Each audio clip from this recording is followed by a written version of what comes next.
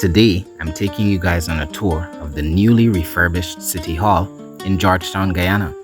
I have some footage from the period where I was on the organizing committee for protests at City Hall against a crooked parking meter contract that was being forced on the citizens of this nation.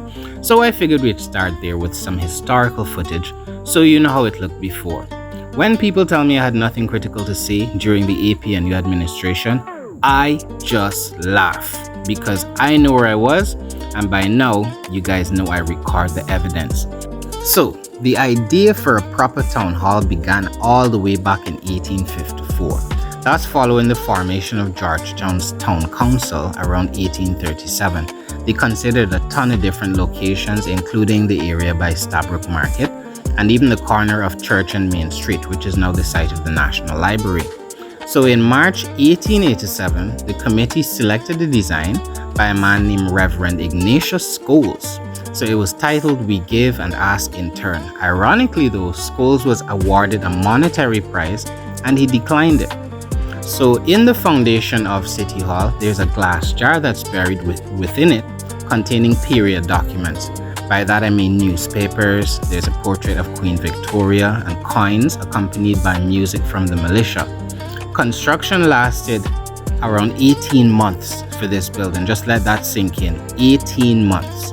The building, along with the purchase of the land, cost $54,000. It was a little high, about $54,800 and something. But it was completed by June 1889. So the official opening occurred on the 1st of July on the heavy rain. But 6,000 people had tickets and 8,000 people showed up and enjoyed the musical performances. For you architectural nerds out there, City Hall is a timber-built Gothic revival structure. It features 3 stories and a steeply pitched roof that stands about 29.3 meters high. There are ornate wrought iron crenellations, lancet-style windows, finials, iron capitals with foliage motifs, and a hammer beam roof.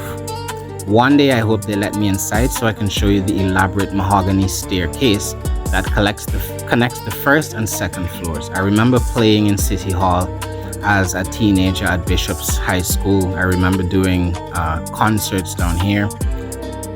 That's because in addition to housing the offices of the mayor and city council, the building also included a concert hall, a proper concert hall that became a cultural hub.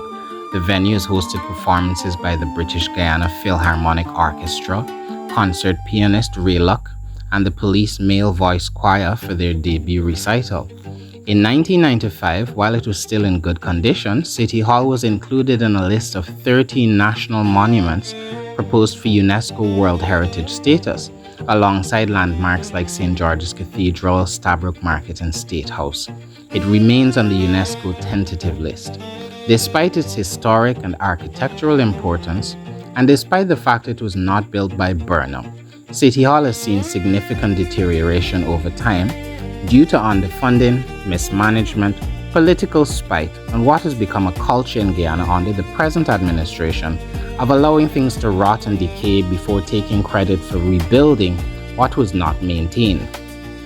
Restoration efforts last started in 2011, and $20 million was budgeted at the time for renovations, but by 2012 the project stalled.